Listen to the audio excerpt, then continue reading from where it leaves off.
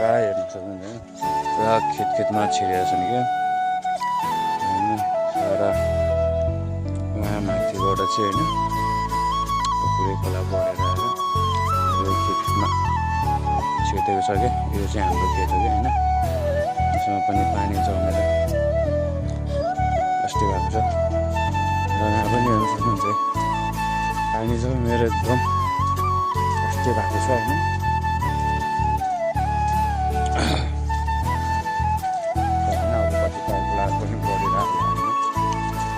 पनि एकदम साथमा हिँड्नुहोला होइन बाटो अहिले पनि एकदम गाह्रो भएको छ यहाँ पानी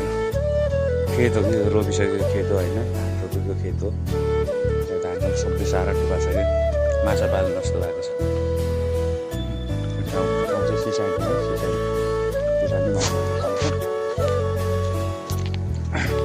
पुण्य जाँदैछ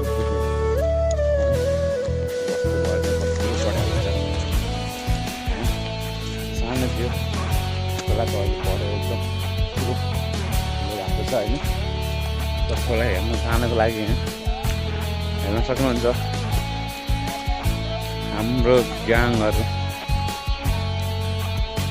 हिँड्दैछन्